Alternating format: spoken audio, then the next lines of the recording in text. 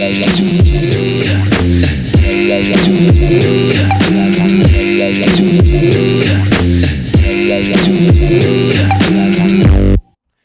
Friends, जय हिंद। Welcome back to ओनचला माइनिंग मिरर। तो इस वीडियो सीरीज में हम लोग बात कर रहे थे कोड्स के बारे में। तो occupational safety health and working condition code 2020 और occupational safety health and working condition central rule 2026 को हम लोग साइड बाय साइड लेके पढ़ाई कर रहे थे। तो अभी तक हम लोग कंप्लीट कर चुके हैं 5 नंबर चैप्टर। आज हम लोग चालू करेंगे चैप्टर नंबर 6 जो बात करता है वेलफेयर प्रोविजंस के लिए। तो ये भी होगा पार्ट 1, क्योंकि वेलफेयर प्रोविजंस में बहुत सारा चीज़ होता है। तो इसको हम लोग पार्ट बाय पार्ट ही हम लोग को लेके आना पड़ेगा। ओके, तो पहला चीज़ हम लोग जानते हैं कि ये वेलफेयर प्रोविजंस होता क्या है। अगर हम लोग माइंस के बारे में बात करें, माइंस में जितने भी लोग काम करते हैं, कोई भी जगह पे काम करे, चाहे वर्कशॉप में काम करे, चाहे माइंस में काम करे, चाहे प्लांट में काम करे, चाहे आपका ऑफिस में काम करे, कोई भी आदमी कहीं पे भी काम करे, उनका अच्छाई के लिए, उनका अच्छे से काम करने के लिए जो भी प्रावधान वहाँ पे आप देते हैं उसी को बोलते हैं वेलफेयर प्रोविजंस। तो ये वेलफेयर प्रोविजंस के बारे में हम लोग 1952 माइंस एक्ट और 1955 माइंस रूल के तहत पहले भी हम लोग इसके बारे में जानते हैं। तो उसी के बारे में यहाँ पे और थोड़ा सा एक्स्ट्रा पढ़ेंगे, क्योंकि कोड है तो यहाँ पे बहुत सारा एस्टेब्लिशमेंट को या बहुत सारा इंडस्ट्री को साथ में लेके यहाँ पे कॉमनली बात किया है।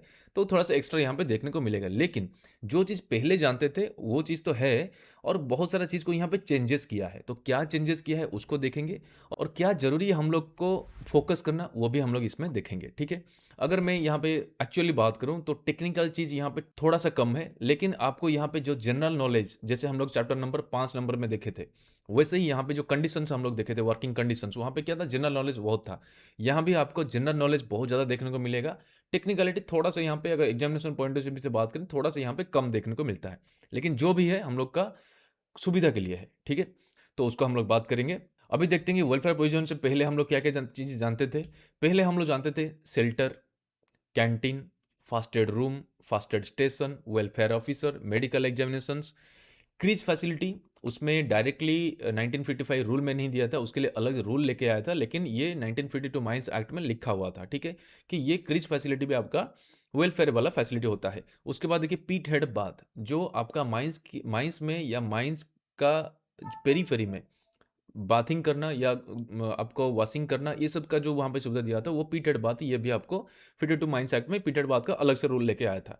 तो ये जो चीज़ होता है, यही सब होता है वेलफेयर। एक आदमी जब काम करता है कहीं पे, उसका अच्छाई के लिए या उसका सुविधा के लिए जो आप दे रहे हैं वहाँ पे, उसी को बोलते हैं वेलफेयर प्रोविजंस। ठीक है, तो आज इस पार्ट में हम लोग बात करेंगे 5 चीज़। क्या क्या चीज़ रहेगा? पहले रहेगा washing places, bathing places, locker rooms, lockers और कैंटीन।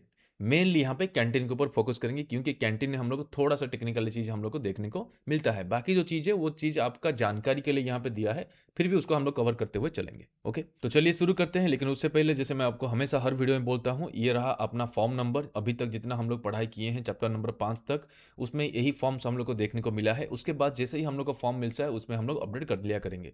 तो इसको आप स्क्रीनशॉट मार के रख लीजिएगा। ठीक है, और इसके साथ साथ मैं बताऊंगा यहाँ पे कि इंडियन गवर्नमेंट हम लोग को 4 कोड दिया है और 4 रूल दिया है। तो यहाँ पे जैसे आप देख सकते हैं, OSHWC code 2020, sexual security code 2020, industrial relation code 2020, OH code 2019। उसके साथ साथ उसी के डायरेक्टली रिलेटेड जो सेंट्रल रूल होता है, OSHWC central rule 2026, social security central rule 2026, industrial relation central rule 2026, code and wages central rule 2026। ये 2026 में ही इंप्लीमेंट हुआ है, मई का महीना में। तो ये बड़ा इंपॉर्टेंट होने वाला है। आपका जितना भी एग्जामिनेशन आएगा, DGMS का हो चाहे बाहर का माइनिंग का एग्जामिनेशन हो, बहुत ज़्यादा क्वेश्चन यहीं से खींचेगा। ठीक है, इसके साथ साथ और 2 रेगुलेशंस आ रहा है अपना। जो पहले कोल माइंस रेगुलेशन 2017 था, वो कोल माइंस रेगुलेशन 2026 बन के आ रहा है, और जो MMR 1961 था, वो MMR 2026 बन के आ रहा है। अभी ड्राफ्ट मोड में है, बहुत जल्दी आ जाएगा। ठीक है, उसके साथ साथ मैं आपको बताना चाहूँगा, जो कोड है यहाँ पे, इसको स्क्रीनशॉट मार के रख लीजिएगा, बड़ा काम आएगा। ये जो कोड का नाम है यहाँ पे और उसका स्टैट्यूटरी ऑर्डर नंबर यहाँ पे सीरियली यहाँ पे दे दिया गया है। उसके बाद कब ये अप्रूव हुआ था और कब ये फोर्स में आया, नवंबर 21, 2025 में कोड इंप्लीमेंट हुआ। ठीक है, इसके बाद जो रूल देखिएगा, 4 रूल जो हम लोग को मिला है, ये भी 4 रूल आपका यहाँ पे रूल उसका ऑर्डर नंबर के अनुसार, और उसका कब ये फोर्स में आया, 8 मई 2026, रिसेंट है। तो ये बड़ा इंपॉर्टेंट है, इसको आपको देखना बहुत ज़रूरी है। ठीक है, तो इसके साथ मैं बताना चाहूँगा, OSHWC कोड 2020 जो होता है, ये रिप्लेस करता है 13 नंबर ऑफ एक्ट जो पहले था। उसमें हम लोग का माइंस एक्ट 1952 भी शामिल है। उसके साथ साथ बाकी जितना भी एक्ट यहाँ पे देख रहे हैं, ये सभी को ये रिप्लेस किया है। ठीक है, रिप्लेस मतलब ये कोड में ये जो कोड है, ये जितना भी यहाँ पे सेक्टर अभी हम देख रहे हैं, factory, plantation, working journalist, motor, contract labour, sale promotion, सभी के लिए वो एप्लीकेबल है, ठीक है। वैसे ही जैसे कोड है, वैसे ही हम लोग का जो सेंट्रल रूल है 2026 में, ये भी रिप्लेस करता है 15 रूल को, जिसमें से हम लोग का 1955 माइंस रूल शामिल है, माइंस रेस्क्यू रूल शामिल है, माइंस वोकेशनल रूल शामिल है, पीटेड बाथ रूल शामिल है, माइंस क्रीज रूल भी यहाँ पे शामिल है। उसके साथ साथ कॉन्ट्रैक्ट लेबर का जो सेंट्रल रूल है 1971, उसको भी रिप्लेस किया। उसके बाद एक आया था ईज ऑफ कंप्लायंस करके, एक सर्कुलर आया था 2017 में, जिसमें बहुत सारा फॉर्म को मिला के 4 फॉर्म में लेके आ गया था, उसको भी रिप्लेस कर दिया है, ठीक है। तो पूरा यहाँ पे रूल खत्म कर दिया है, तो इसलिए ये बहुत ज़्यादा इंपॉर्टेंट होने वाला है। तो चलिए इसको हम लोग देखते हैं। तो आज हम लोग बात करेंगे चैप्टर नंबर 6 वेलफेयर प्रोविजंस का पार्ट 1। लेकिन उससे पहले आप अगर मेरे चैनल में नए हैं, प्लीज़ सब्सक्राइब मेरे चैनल। अगर आपको वीडियो अच्छा लगता है तो प्लीज़ लाइक करिए, शेयर करिए और कमेंट करना मत भूलिएगा। तो चलिए शुरू करते हैं वेलफेयर प्रोविजंस फ्रॉम पीडीएफ। तो ये हो गया चैप्टर नंबर 6 वेलफेयर प्रोविजंस, जिसमें हम लोग बात करेंगे welfare facilities in the establishment. Okay, तो जितना भी एस्टेब्लिशमेंट होता है जिसमें ये कोड लागू होता है, उसमें क्या क्या वेलफेयर फैसिलिटी होना चाहिए, जो अभी हम लोग बात किए थे, ठीक है। तो यहाँ पे सेक्शन कौन सा है, सेक्शन नंबर 24। मैं पिछला वीडियो में आपको बताया था, जो चैप्टर नंबर 5 में बात किए थे, वहाँ पे जो हेल्थ सेफ्टी और वर्किंग कंडीशन जो था, उसमें एक सेक्शन था जिसको मैं बताया था कि इंपॉर्टेंट है, वो है सेक्शन 23, ठीक है। और ये जो है ये सेक्शन 24, ये भी इंपॉर्टेंट है, ठीक है, क्योंकि इसके रिलेटेड जो सेंट्रल रूल में दिया है उसका एक्सटेंशन या उसका जो एक्सप्लेनेशन, वो इंपॉर्टेंट है, ठीक है। तो इसको ध्यान रखिएगा, वेलफेयर प्रोविजन सेक्शन 24 से आता है, ठीक है। तो यहाँ पे क्या बात कर रहे हैं, सिंपल कि एम्प्लॉयर जो होते हैं वो उन्हीं का रिस्पॉन्सिबिलिटी रहेगा, जितना भी वेलफेयर फैसिलिटीज हम लोग को देना है लोगों को, वो उन्हीं का रिस्पॉन्सिबिलिटी है। तो जैसे सेंट्रल गवर्नमेंट बताएगा हम लोग को, जो भी चीज़ बताएगा कि भाई जो जो फैसिलिटी वहाँ पे देना चाहिए वो तो बताएगा ही, उसके साथों साथ आप भी अगर कुछ एम्प्लॉयर कुछ नया एक्स्ट्रा देना चाहता है, वो भी वहाँ पर दे सकता है, कोई दिक्कत नहीं। तो पहले देखते हैं सेंट्रल गवर्नमेंट हम लोग को क्या क्या बोला है कि क्या क्या चीज़ होना चाहिए। पहला, adequate and suitable facilities for washing to male female employees separately, washing facility जैसे बताए थे। सेकंड, bathing facility, नहाने का, locker rooms for female transgender employees separately, okay. Third बात कर रहा है places of keeping clothing not worn during working hours and for the drying of wet clothing, काम करने के दौरान में जो आप यूज़ नहीं करते हैं उसको रखने के लिए, और जो गीला कपड़ा होता है उसको ड्राई करने के लिए क्या फैसिलिटी है, उसके बारे में बात किया। Fourth, sitting arrangements for the employees obliged to work in standing position, जिन लोग का काम स्टैंडिंग पोजीशन में ज़्यादा होता है उन लोग के लिए बैठने के लिए कुछ अरेंजमेंट करना, ठीक है। तो ये जो 4 पॉइंट है, इसमें देखिए क्या चीज़ हम लोग को टेक्निकल चीज़ मिलेगा। यहाँ पे टेक्निकल चीज़ कुछ नहीं है, लेकिन ये फैसिलिटीज़ है। ये इसको कोड में क्यों मेंशन किया कि इसके बेसिस में आपको वायलेशन मिलेगा, ठीक है।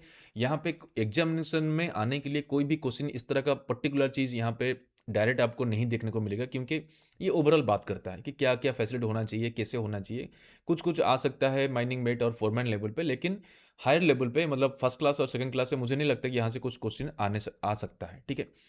अब देखो यहाँ पे एक जो 5 नंबर है जिसको हम लोग इसमें कंप्लीट करेंगे, जो बोलता है फैसिलिटीज ऑफ कैंटीन, ठीक है। कैंटीन थोड़ा सा इंपॉर्टेंट होता है, क्योंकि थोड़ा सा इसमें टेक्निकल चीज़, टेक्निकल तो नहीं बोलेंगे, थोड़ा सा इंपॉर्टेंट चीज़ रहता है जिसको हम लोग को याद रखने की ज़रूरत है। तो कैंटीन में क्या है ना, कैंटीन मैनेजमेंट कमेटी भी वहाँ पे होता है, इसीलिए अभी हम लोग इस वीडियो में हम लोग इसी 5 चीज़ के बारे में हम लोग बात करेंगे, ओके। तो यहाँ पे बस सिंपल यहाँ पे बोल दिया कि भाई क्या क्या चीज़ होना चाहिए, लेकिन इसका एक्सप्लेनेशन कहाँ मिलेगा हम लोग को, सेंट्रल रूल में मिलेगा, ओके। तो 1 बाय 1 हम लोग चलेंगे। पहला चीज़ हम लोग देखेंगे adequate suitable facilities for washing, ठीक है, वॉशिंग। देखो यहाँ पे जो मेल फीमेल लिखा ना, बाकी तो लिखा नहीं, ट्रांसजेंडर और पर्सन विद डिसेबिलिटीज, वो लेकिन आपको रूल में देखने को मिल जाएगा, ओके। तो चलिए चलते हैं रूल में। तो ये हो गया अपना chapter number 6 welfare provisions, okay. तो rule number 49 washing facility, simple है भाई, हाथ पैर धोने के लिए जो फैसिलिटी होता है उसी को बोलते हैं वॉशिंग फैसिलिटी। यहाँ पे लेके आ गया, इसलिए इसका इंपॉर्टेंस यहाँ पे बढ़ गया। तो क्या बोल रहा है यहाँ पे कि एम्प्लॉयर ऑफ एवरी फैक्ट्री और माइन से यहाँ पे इंक्लूडेड है। तो माइंस का जो एम्प्लॉयर होते हैं, ओनर, एजेंट और मैनेजर जो होते हैं, वो क्या इंश्योर करेंगे कि भाई suitable and sufficient washing facilities at easily accessible places are provided with regular and adequate supply of water including soap, towel separately for male female transgender and person with disabilities which are. तो यहाँ पे क्या बात कर रहा है कि भाई माइंस का जो एम्प्लॉयर होते हैं या जो ओनर एजेंट और मैनेजर होते हैं, उनको ये इंश्योर करना है कि भाई सही प्रकार का और sufficient number of washing facility मिलना चाहिए लोगों को जो जहाँ पे काम करते हैं, ठीक है। वो भी इजीली एक्सेसिबल जगह पे, जहाँ पे लोग इजीली एक्सेस कर पाए, वहाँ पे देना चाहिए। और देना तो देना है, तो हाथ धोने के लिए आपको तो पानी तो चाहिए, इसीलिए वहाँ पे सही पानी और सफिशिएंट पानी वहाँ पे मिलना चाहिए। उसके साथों साथ साबुन और टॉवल भी देना है, ठीक है।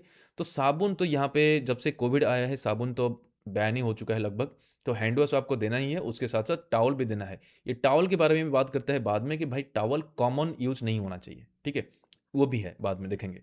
तो किसको किसको मिलेगा यहाँ पे सेपरेट सेपरेट, मेल को, फीमेल को, ट्रांसजेंडर को और पर्सन विद डिजेबिलिटीज, ठीक है। ये हो गया। अब देखो कि क्या क्या चीज़ होना चाहिए, यानी कैसा फैसिलिटी वहाँ पे होना चाहिए। पहला चीज़ होता है कि separated from the work places से अलग होना चाहिए, ठीक है। वेल वेंटिलेटेड, सही वेंटिलेशन वहाँ पे होना चाहिए। प्रॉपर ड्रेनेज भी वहाँ पे होना चाहिए। और maintain in A sanitary and hygienic condition, useful हो, कोई जर्म्स या फिर इन्फेक्शन होने का चांसेस ना हो, इस तरह का वहाँ पे कंडीशन देना चाहिए। Capable of being secured from the inside to secure privacy and have a proper door fastening, जो वहाँ पे जो वॉशिंग फैसिलिटी आप दीजिएगा वो प्राइवेसी को सिक्योर करने के लिए जैसा सुविधा होना चाहिए वैसे, मतलब जैसे डोर के होना चाहिए, डोर का अंदर से लॉक करने का भी सुविधा वहाँ पे होना चाहिए, ये दे दिया, ठीक है। उसके बाद देखो जहाँ पे मेल है, फीमेल है, ट्रांसजेंडर है या पर्सन विद डिजेबिलिटीज, उनके सामने वो लिखा रहेगा। सिंपल है भाई, ये सबको पता था कि for main only, for women only, for transgender persons only, for persons with disabilities only. कौन सा लैंग्वेज में रहेगा? हिंदी और इंग्लिश एंड लोकल लैंग्वेज, चाहे हिंदी हो चाहे इंग्लिश हो, लेकिन हिंदी और इंग्लिश के साथ साथ लोकल लैंग्वेज जो सबको समझ में आता है या मैक्सिमम लोगों को समझ में आता है वो वहाँ पे लिखना चाहिए। ओके, हो गया। अब देखो सेकंड में क्या बोला, the use of common towel is prohibited, जो टावल के बारे में बात कर रहे थे कि कॉमन टावल यूज नहीं होगा, खत्म। अब यहाँ पे बात की कि बिल्डिंग और अदर कंस्ट्रक्शन के लिए ये छोड़ दो, ये कंस्ट्रक्शन के लिए, ठीक है, इसको छोड़ दो। तो बस सिंपल चीज़ है, वॉशिंग फैसिलिटी दे दिया, खत्म। अब देखो रूल नंबर 50, जो कि अपना कोड से आता है, कोड का सेकंड वाला क्या है, ये बाथिंग प्लेसेस, नहाने का जो जगह होता है, और लकर रूम, जो लकर रूम्स होता है। चलो देखते हैं इसका क्या बोलता है। सिंपल है, एवरी एम्प्लॉयर क्या इंश्योर करेगा, माइंस में है, इंश्योर क्या करेगा यहाँ पे, first, suitable, separate and sufficient bathing places and locker facility as may be necessary owing to the nature of work at easily accessible places with a regular and adequate supply of water, including soap and towel. Male, female, transgender persons with disabilities are provided which are, उसका भी यहाँ पे दिया है क्या क्या होना चाहिए। तो यहाँ पे बात करते हैं कि भाई नहाने का जगह और लॉकर रूम, ठीक है। आप लोग देखे होंगे बहुत सारी जगह पे, कोई अगर कहीं घूमने गया होगा शायद, जैसे होता है हम लोग का वंडरला या फिर वंडरलैंड, इस तरह का कभी अगर कोई गया होगा, वहाँ पे देखे होंगे जहाँ पे नहाने का सुविधा होता है वहाँ पे लॉकर फैसिलिटी वहाँ पे देखने को मिल जाता है, जहाँ पे आप कपड़ा रख सकते हैं, ठीक है। तो इस तरह का यहाँ पे सिंपल यहाँ पे बात करता है कि भाई नहाने का सुविधा होना चाहिए, तो यहाँ पे इंश्योर करेगा कौन, एम्प्लॉयर। माइंस का बात करेंगे तो ओनर, एजेंट और मैनेजर यहाँ पे इंश्योर करेंगे कि उनको एक उपयुक्त, अच्छा वाला, सेपरेट, अलग करके और sufficient number of bathing places होना चाहिए लोगों को। तो वो डिपेंड करेगा कि आपका नेचर ऑफ वर्क कैसा है, किस तरह का काम आप करते हैं। ऐसा नहीं कि सभी के लिए नहाने का मिल जाएगा, जो ऑफिशियल लोग जाते हैं उनको नहाने का कोई ज़रूरत नहीं है, लेकिन जो उस तरह का काम करते हैं जिनको ज़्यादा गंदा होने का चांसेस होता है, माइंस में उनका कपड़ा खराब होने का चांसेस होता है, उन लोगों के लिए वहाँ पे बाथिंग फैसिलिटी वहाँ पे होना जरूरी है, ठीक है।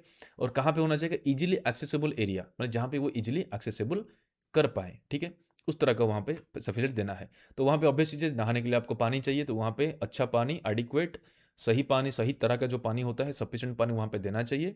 उसके साथों साथ सोप भी जाएगा, सोप भी रहेगा, साबुन और टॉवल ये रहेगा। किसके लिए? सेम सेम चीज़, male, female, transgender, person with disabilities.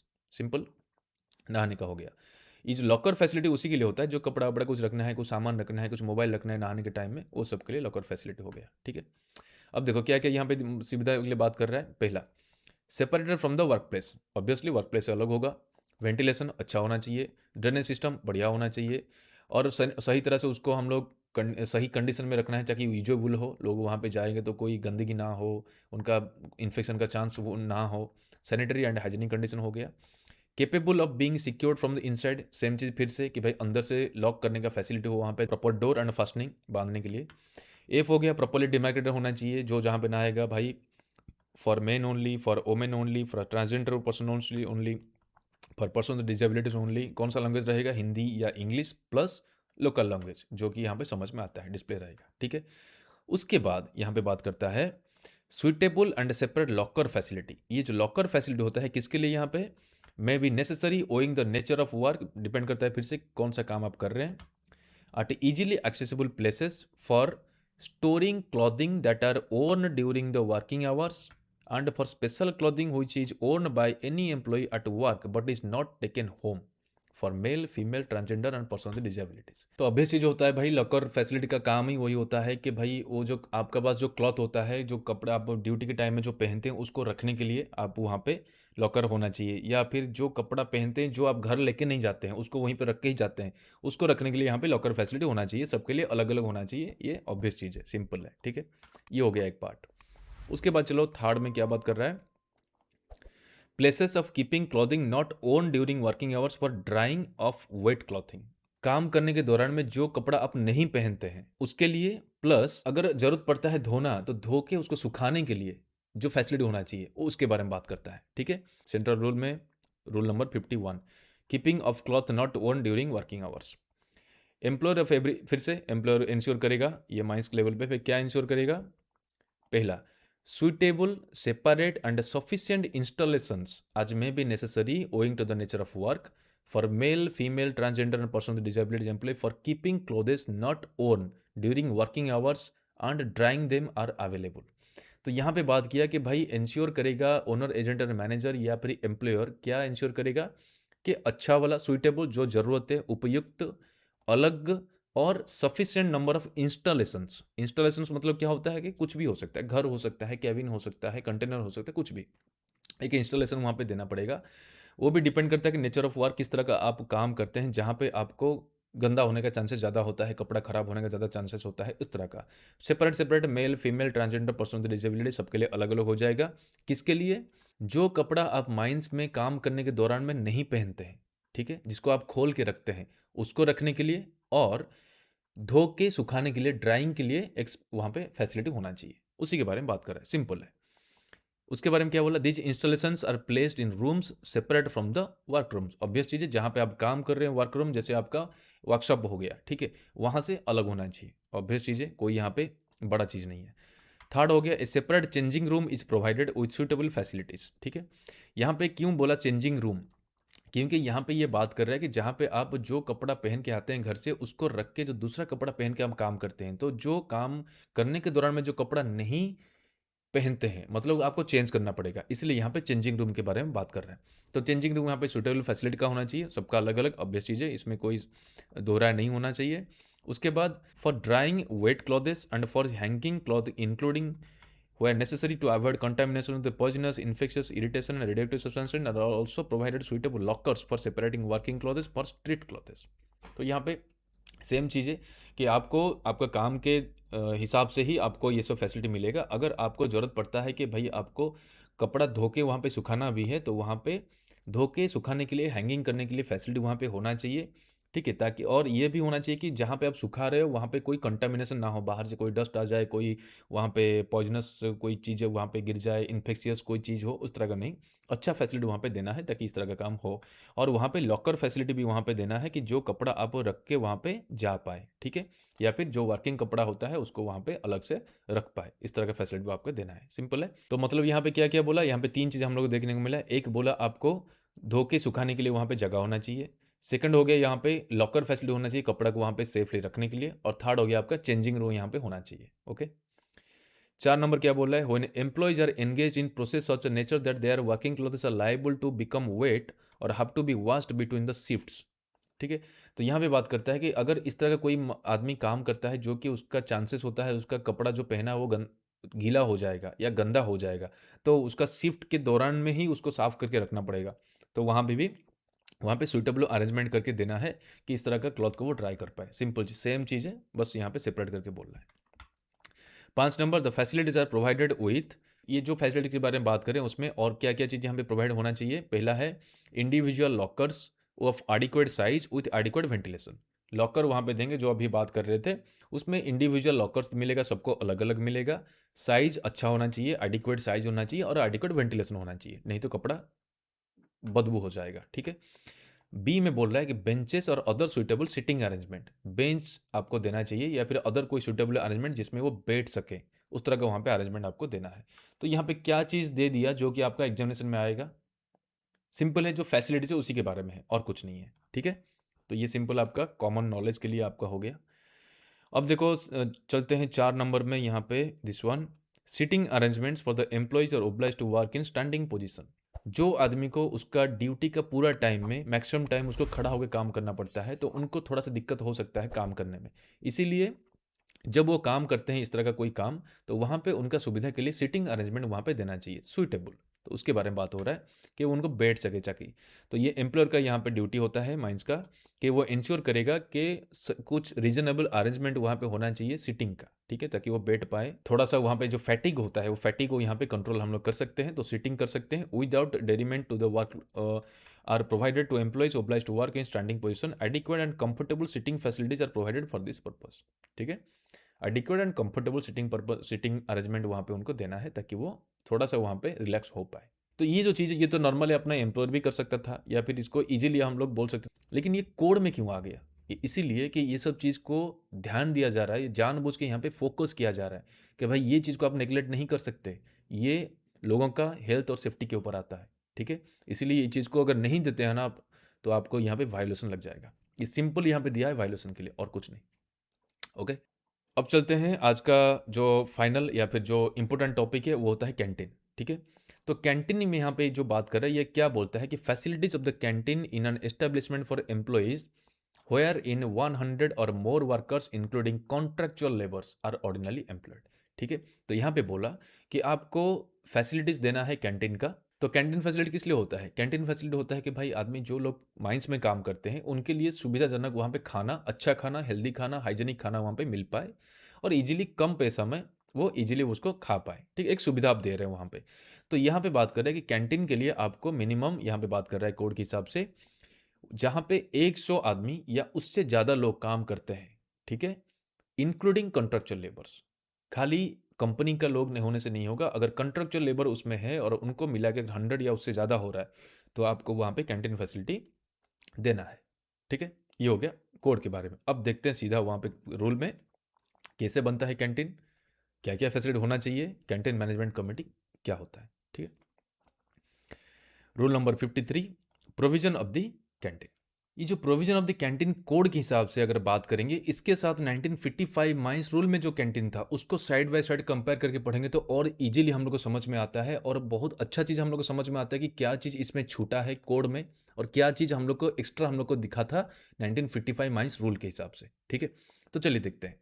पहले होता है यहाँ पे कोड के हिसाब से कि तो एम्प्लॉयर का ये रिस्पॉन्सिबिलिटी रहेगा, माइंस का जो एम्प्लॉयर होते हैं, ओनर, एजेंट, मैनेजर, या मैनेजर तो रहते नहीं है पहले कैंटीन में, तो ओनर और एजेंट जो रहेंगे उनका ये रिस्पॉन्सिबिलिटी रहेगा इंश्योर करने के लिए, क्या क्या इंश्योर करेंगे। पहला, at every establishment mentioned above where 100 or more workers including contract laborers are ordinarily employed, a canteen in or adjacent to the premises of the above establishment is provided and maintained to provide nutritious, wholesome and healthy food for the employees. तो यहाँ पे पहला चीज़ बोला है कि भाई आपका 100 या उससे ज़्यादा अगर लोग रहते हैं आपका माइंस में ordinarily employed including contract labours, ये पहले ऊपर में नहीं था। 1955 में क्या था, 250 था। अगर उसको देखोगे, देखो प्रोविजन ऑफ द कैंटीन, यहाँ पे बात किया था more than 250 persons are ordinarily employed. यहाँ पे ना कोई लेबर के बारे में बात, कॉन्ट्रैक्ट लेबर के बारे में बात हुआ था, ना कुछ और कोई चीज़ था। यहाँ पे कोई लेबर के बारे में, कॉन्ट्रैक्ट लेबर के बारे में बात हुआ ही नहीं था। लेकिन यहाँ पे ज़्यादा 250 या उससे ज़्यादा लोग अगर काम करते हैं वहाँ पे, ऑर्डिनरली एम्प्लॉयड हैं तब। लेकिन अभी क्या किया कोड में, सीधा 100 कर दिया, ठीक है, पहला चीज़। उसके बाद किसके लिए, भाई आपका न्यूट्रियस खाना, अच्छा खाना और हेल्दी फूड आपको सप्लाई करने के लिए आपका एम्प्लॉयज़ को, ठीक है, इसके लिए आप कैंटीन देते हैं। कैंटीन कहाँ पर रहेगा? कैंटीन हो सकता है आपका जो माइंस में काम करते हैं उसी के माइंस के एरिया में हो या फिर उसी के बगल में हो, कहीं पे भी आप उसका इस तरह का फैसिलिटी आप दे सकते हैं, ठीक है। ये हो गया। Second, the employer of every establishment mentioned above can also provide facility of canteen through common canteen in or adjacent to the above establishment. Common canteen क्या होता है? कॉमन कैंटीन होता है कि अगर आपका एक बड़ा माइंस है जिसमें बहुत सारा यूनिट है, वर्कशॉप हो सकता है, ऑफिस हो सकता है, आपका माइंस हो सकता है, आपका प्लांट हो सकता है, थोड़ा डिफरेंट डिफरेंट एरिया में होगा, तो आप वहाँ पे डिफरेंट डिफरेंट रूम बना के या फिर डिफरेंट डिफरेंट जगह पे आप अलग अलग वहाँ पे कैंटीन दे सकते हैं। लेकिन आप चाहे तो एक कॉमन फैसिलिटी बड़ा करके बना सकते हैं जिसको कॉमन कैंटीन आप बोल सकते हैं, ये एक है। और एक होता है अगर आपका छोटा छोटा माइंस वहाँ पे अगल बगल में काम कर रहे हैं, आपका एक जगह पे एक फैसिलिटी बनाने का कोई सोचा नहीं, सबको ही बोले कि भाई एक कॉमन फैसिलिटी वहाँ पे बना लो, सारे माइंस को लोग आके खा सकते हैं, इस तरह का भी वहाँ पे फैसिलिटी आप दे सकते हो, तो ये है कॉमन फैसिलिटी। थर्ड हो गया, the canteen is situated at an appropriate distance from any latrine, urinal or process area to avoid dust, smoke or obnoxious fumes. ये भी 1955 माइंस रूल में था, लेकिन वहाँ पे और ज़्यादा पर्टिकुलरली बात किया था। क्या बात किया था याद है आपको? कि आपका कैंटीन जो होता है यूरिनल लैट्रिन से 15 मीटर डिस्टेंस में होना चाहिए। यूरिनल लैट्रिन और अदर प्रोसेस एरिया जहाँ से डस्ट आ सकता है, स्मोक आ सकता है, फ्यूम आ सकता है, वहाँ से 15 मीटर था। यहाँ पे ये बताया कि भाई आपका अप्रोप्रिएट डिस्टेंस ये आपके ऊपर डाल दिया, एम्प्लॉयर के ऊपर डाल दिया है।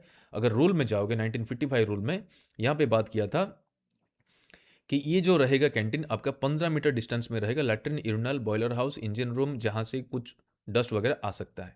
ठीक है, उसके बाद क्या बोल रहा है यहाँ पे?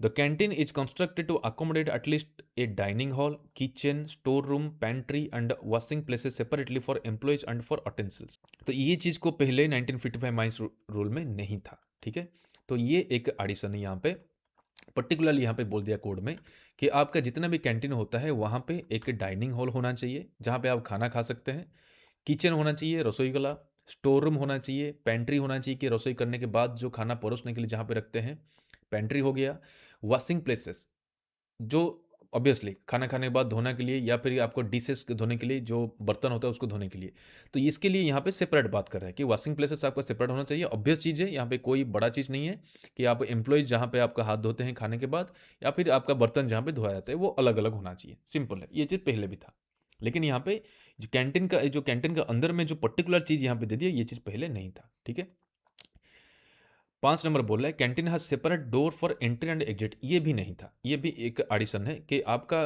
कैंटीन में अंदर जाने के लिए और बाहर निकलने के लिए अलग अलग रास्ता होना चाहिए, अलग अलग डोर होना चाहिए, कॉमन नहीं होना चाहिए। ओके, उसके बाद क्या बात कर रहा है 6 नंबर में? The dining hall is separated from any place where hazardous और सब्सटेंसेस में कंटामिनेट फूड और डिशेस और अटेंसिल्स।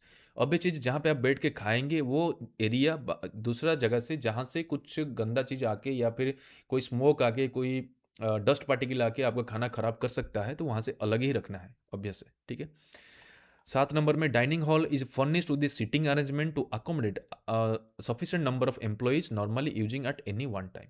ऑब्वियस चीज़ है कि डाइनिंग हॉल में जहाँ पे आपको खाना खाना है वहाँ पे सिटिंग अरेंजमेंट ऐसे रखिएगा कि वहाँ पे मैक्सिमम लोग, सफिशिएंट लोग वहाँ पे बैठ के खाना खा पाए एक साथ। ठीक है, 8 नंबर में ए portion of the dining hall and service counter is reserve for women employees and person with disabilities employees. तो यहाँ पे बात कर रहे हैं कि जो डाइनिंग हॉल है जहाँ पे बैठ के आप खाना खाते हैं वहाँ पे, और सर्विस काउंटर कहाँ पे होता है?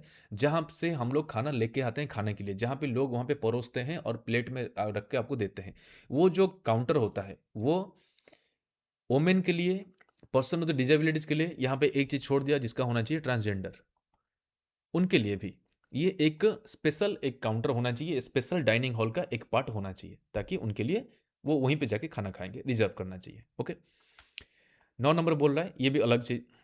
9 नंबर क्या बात कर रहे हैं? Washing places for male, female, transgender and person with disability. यहाँ पे आ गया ट्रांसजेंडर कि जहाँ पे आप हाथ धोने जाते हैं खाने के बाद वहाँ पे मेल, फीमेल, ट्रांसजेंडर और पर्सन विद डिसेबिलिटी के लिए सबके लिए अलग अलग वहाँ पे होना चाहिए फैसिलिटी, सेपरेट सेपरेट। वो भी प्राइवेसी मेंटेन करने के लिए वहाँ पे स्क्रीन्ड होना चाहिए। स्क्रीन मतलब क्या होता है कि मेल, फीमेल, ट्रांसजेंडर या पर्सन विद डिसेबिलिटी उनके बीच में एक प्राइवेसी के लिए आपको स्क्रीन लगा दीजिए। ठीक है, तो ये स्क्रीन ट्रांसपेरेंट होगा या फिर ओपाक होगा वो नहीं बताया, लेकिन आपको स्क्रीनिंग करना है, वहाँ पे स्क्रीन डालना है बीच में। ये चीज़ पहले भी नहीं था। ठीक है, उसके बाद 10 नंबर में बात करें इक्विपमेंट। ये इक्विपमेंट क्या होता है? जो खाना बनाने का होता है इक्विपमेंट, या फिर खाना को स्टोर करके रखने के लिए जो इक्विपमेंट हम लोग लगाते हैं कुछ भी वहाँ पे, वो सब चीज़ के बारे में बात कर रहा है। All equipment and utensil that come into contact with the food are cleaned and maintain in hygienic condition. ठीक है? कि जितना भी इक्विपमेंट आप यूज़ करते हैं खाना बनाने के लिए या फिर जो भी बर्तन वगैरह होता है जो खाना का टच में आता है, जिसमें खाना बनता है या खाना परोसते हैं या खाना सर्व करते हैं या फिर खाना को रखते हैं वहीं पे, ये सब चीज़ में जब भी होता है इनको क्या करना है कि अच्छी तरह से साफ-सफाई करके उसको हाइजीनिक कंडीशन में रखना है। क्या बोलते हैं, कॉमन चीज़ है, ऑब्वियस चीज़ है। बी हो गया furniture and other equipment. Furniture जो जहाँ पे आदमी बैठ सकता है या फिर थोड़ा रेस्ट ले सकता है, कुछ भी आपका फर्नीचर अगर रखें कैंटीन में या फिर अदर इक्विपमेंट कुछ भी आप रखें वहाँ पे, आप फिल्टर हो सकता है वहाँ पे, एसी हो सकता है वहाँ पे, कुछ भी इक्विपमेंट आपके पास है, जैसे ग्राइंडर हो गया, ग्राइंडर होता है ना, मिक्सर ग्राइंडर हो गया, वो भी होता है वहाँ पे।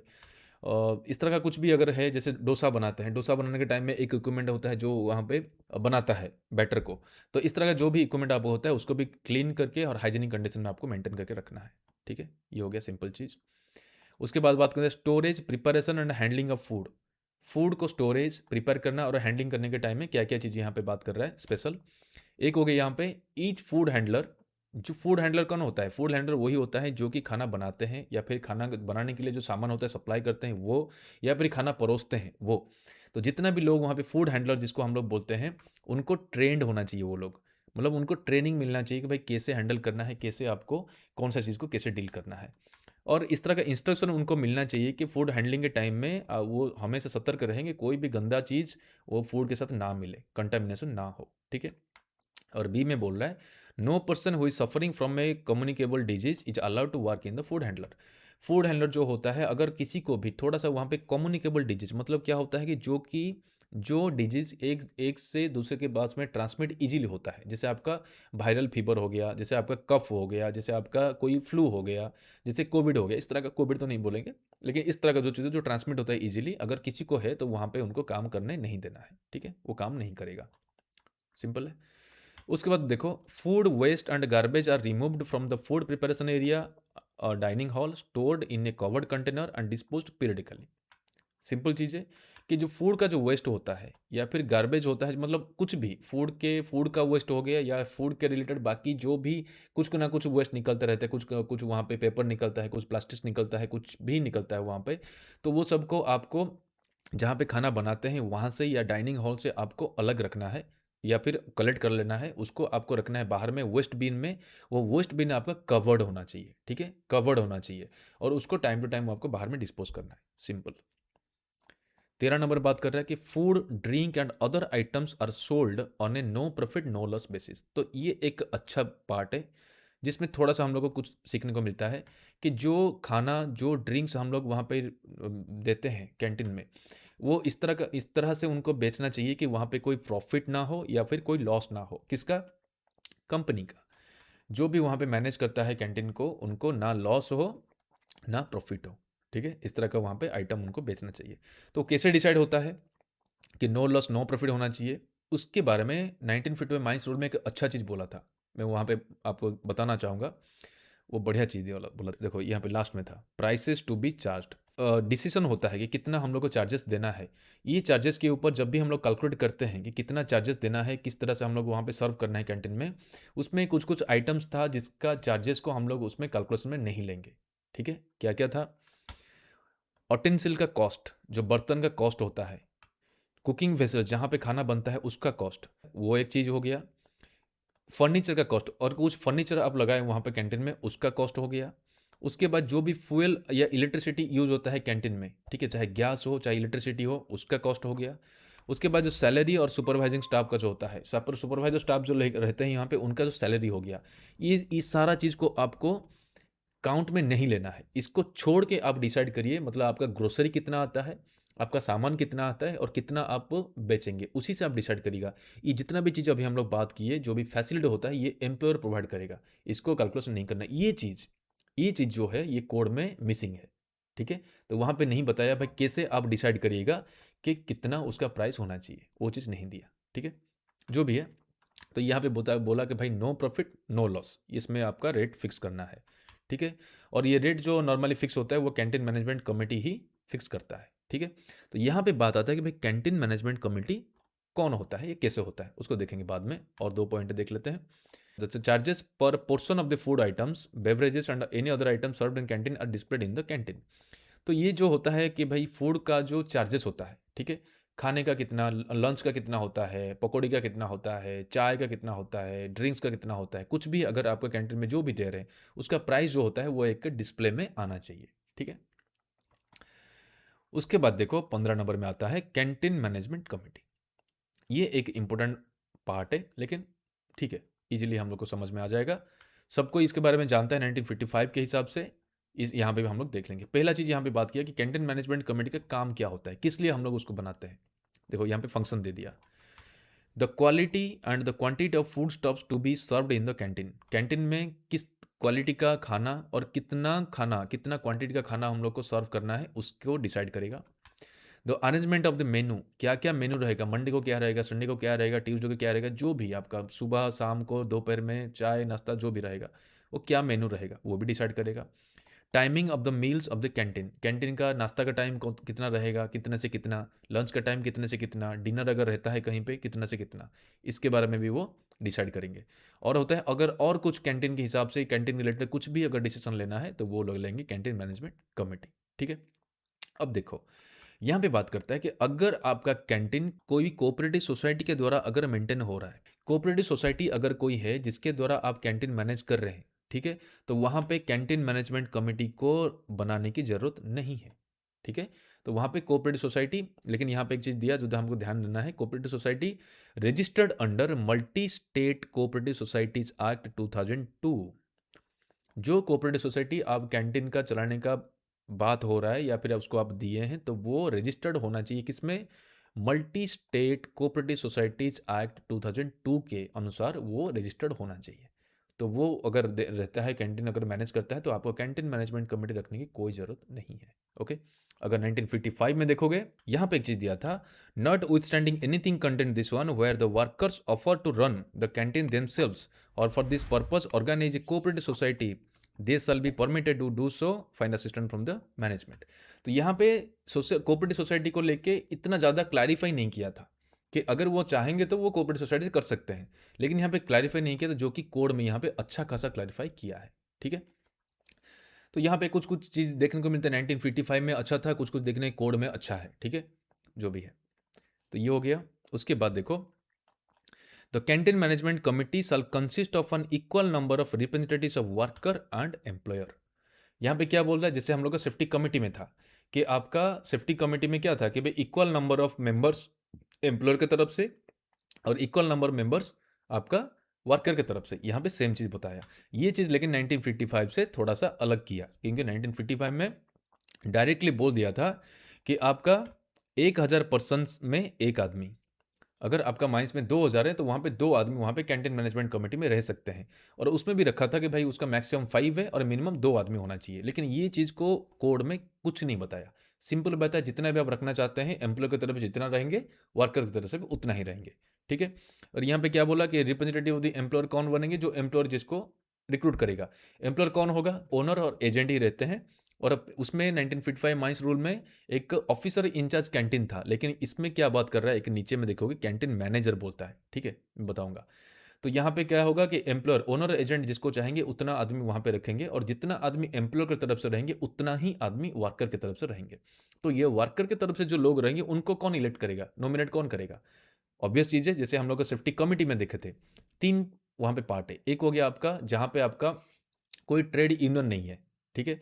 एक 2 हो गया जहाँ पे यूनियन एक ही है। थर्ड हो गया जहाँ पे मल्टीपल यूनियन है। जहाँ पे कोई यूनियन नहीं है वहाँ पे वर्कर्स अपने से हिसाब से कुछ लोग को वहाँ पे रिप्रेजेंट करके भेज देंगे। जहाँ पे एक यूनियन है तो वो अपना सिलेक्शन करके भेजेगा। जहाँ पे मल्टीपल यूनियन है वहाँ पे हर एक यूनियन में कितने लोग ज्वाइन करते हैं उसी के प्रोपोर्शनेटली वहाँ पे लोग सिलेक्ट होकर आएंगे। तो ये हो गया कि वर्कर की तरफ से कैसे नॉमिनेट होता है। ठीक है।